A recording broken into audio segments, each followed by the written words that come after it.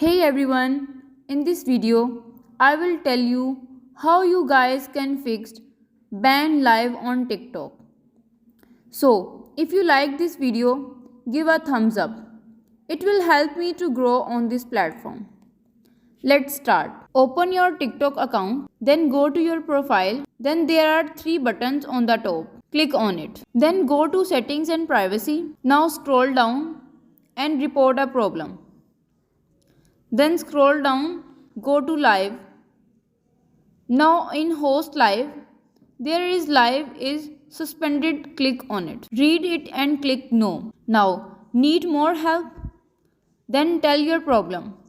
For example, I want to unban live conversation for my account. Kindly resolve this issue. And then submit. Now, wait for 2 to 3 business days of TikTok to reply you. And after that, they fix your issue. And it's done. If you don't subscribe my channel, please subscribe and don't forget to like and share my videos. Thanks for watching.